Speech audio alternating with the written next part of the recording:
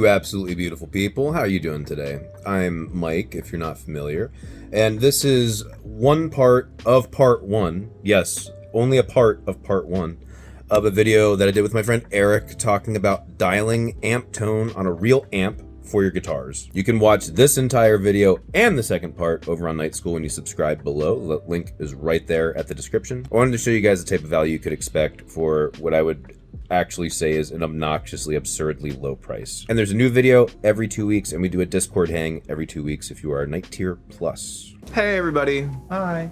Welcome to Become the Hobo. I am disheveled and awful, and this is my friend Eric. Disheveled and awful as well. This is Eric Hill. Eric Hill is joining us today on Night School to teach us about dialing a guitar tone like an adult. We're gonna play like the big boys today and use an actual amp with some IRs. Yes, real amps. We're gonna be going through how to get the tone, how to plug everything in, and how to capture it. But we're also going to be taking a look at why you do this. Eric, can you say a little bit about yourself? Why should anyone listen to you? I've been doing this for 27 years. I've been doing guitar stuff forever. I also make guitars, sell guitars for big companies, and it's just been my thing forever. So essentially what we want to do today is just go through this process, how it will be done in sort of a bigger studio, how we're going to record real amps through actual IRs. I started doing this when there was no such thing as an IR or a software amplifier. So I was just only using amps, actually miking things up. But maybe for the past almost 10 years now, I've been doing pretty much IRs solely because it seems to be much simpler to get quality, predictable tones when you're not worried about miking an amp up. So with quality IRs from somebody like York Audio, which we're about to show tonight, you can get high quality, super fast, great tones that are going to be competitive on the market without having to deal with miking up an amp for the next 5 or 6 hours. So we'll probably get this done in a couple hours and we'll have awesome tones, but it'll be predictable. That's the main thing. Predictable and repeatable. And real. Actual amps. Real, very real, which you can hear the difference. So what do we got here? We have Superior Drummer, which is going to be our drummer for the night. He's super cheap, always perfect. I'm using Mark Lewis's set, which is Death. Mark's stuff is fabulous. Yeah, from the Death and Darkness kit. And we also have Eurobase 3, also super cheap, always plays exactly what you want him to play, which is basically just what the guitar players are playing. So before we get started actually dialing tone and tracking, what gear does someone need before they try this attempt? So firstly, you need an amplifier. And might be obvious. like a real amplifier, like an actual amplifier. not a solid state POS, like something with some tubes. Yeah. Ideally quality. That's actually a great point. So if you have a solid state amp, odds are you're going to get better results with something that's in the box. I hate to say it like that. It's just the freaking fact. If you want high quality guitar tones and you're not using like a high quality tube amplifier, then stick with something like Neural DSP or any of the other, big players in the market. Those are going to be great. Yeah, Bogren. Always suggest Bogren. Exactly. The one knob stuff's fantastic. So it's almost not really worth doing that with a solid state amp.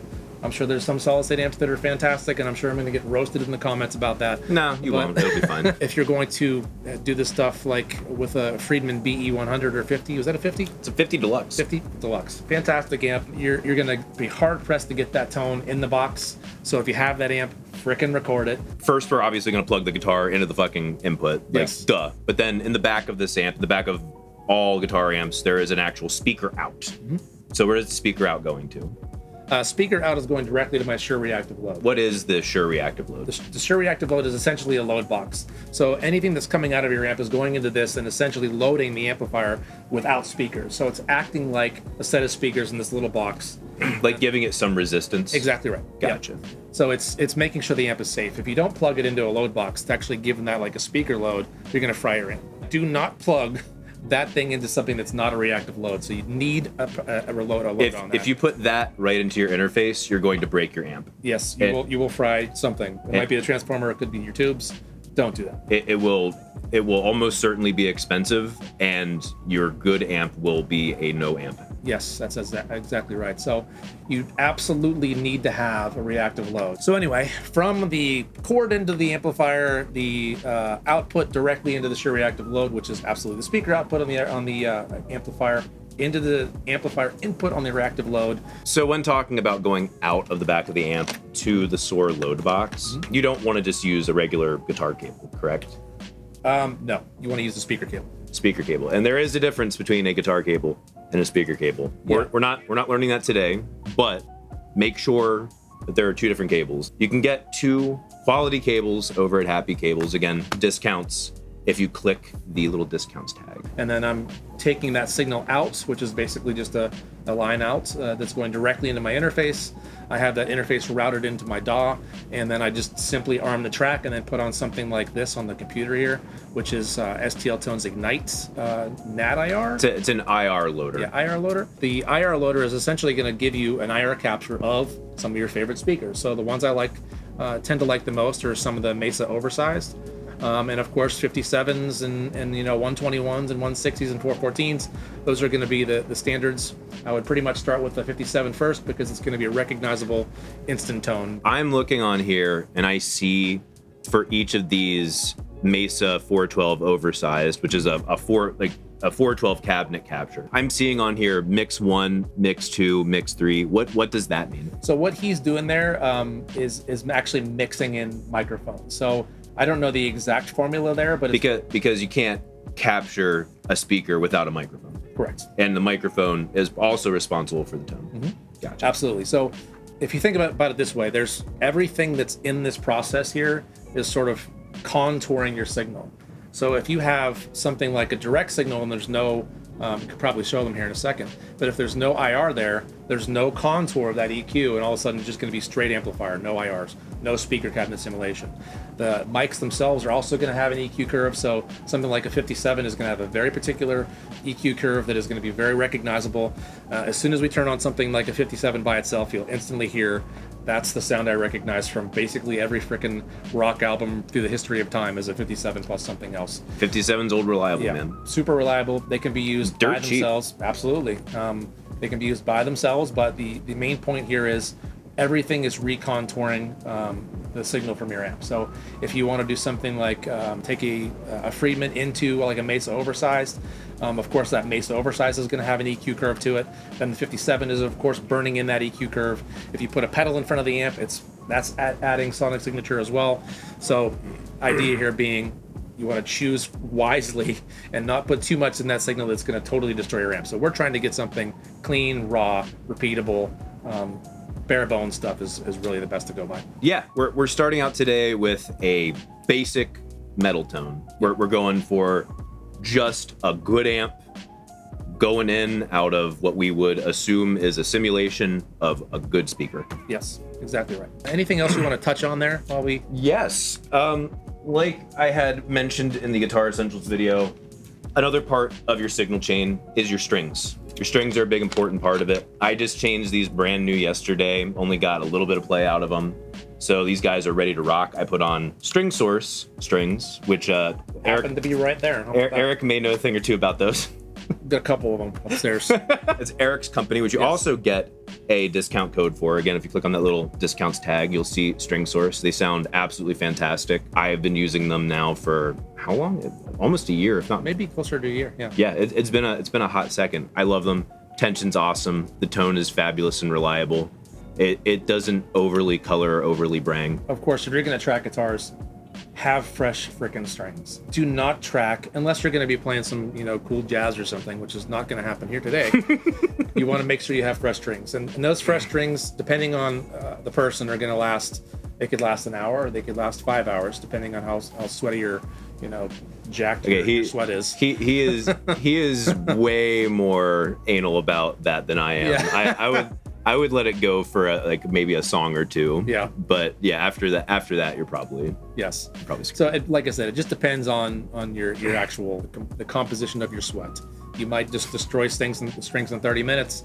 Then again, I don't have much coming out of my fingers for some reason, so I could play on them for 4 hours and nothing much happens. So just pay attention to the top end on the strings. That top end should be intact. You should hear that nice snap.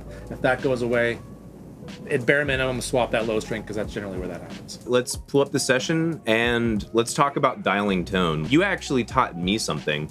I knew that the master level had something to do with tone. I didn't realize how much it affects the EQ curve. Absolutely. So is that the same on every amp, or is Yes, anything with a master volume is going to affect the tone in that way. It's I can't say it's across the board going to be the same sort of thing, but on these higher gain amps, that master volume, at least in my experience, if you're cranking that master volume, first of all, you're gonna roll out some of the low end, you're gonna roll out some of the high end, and you're gonna accentuate the mids, but also accentuate sort of the pick attack.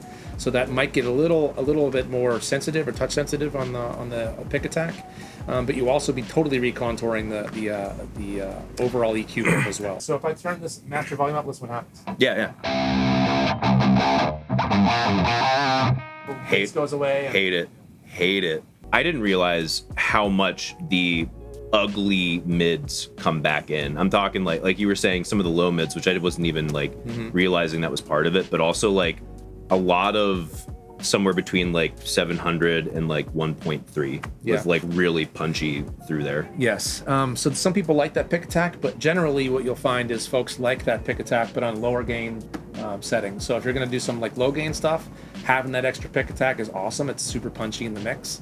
It's great as a layer. So if you wanted to put like a lower gain pass in there, so you can have your high gain pass, your low gain pass, and then you blend those in a little bit. Sometimes having that super punchy lower gain stuff can really make all the guitars come alive, and you'll have all that punch and all that clarity, but you'll also have the saturation of the high gain stuff. For this example, we just shoved the gain the whole way to 10. Yep. It's sitting at the top. It's sitting pretty. So for this example, we're not going to be doing that. For example, if you look at the EQ curve of a master volume that's sort of in the lower part of the range, you're certainly going to suck out some of those low mids, and you're going to get more of a smiley face EQ curve.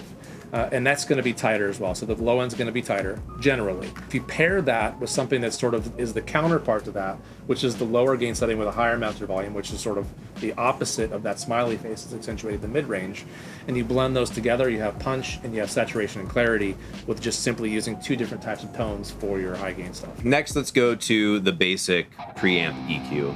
So I assume this is going to be different for all of these different amps, but they all have the same general application. Yep. So what were you doing when you were dialing the tone in? If you want to see the rest of this video and you want to see part 2 and check out all the other awesome stuff I'm giving you, go subscribe to Night School. It's dirt ass cheap.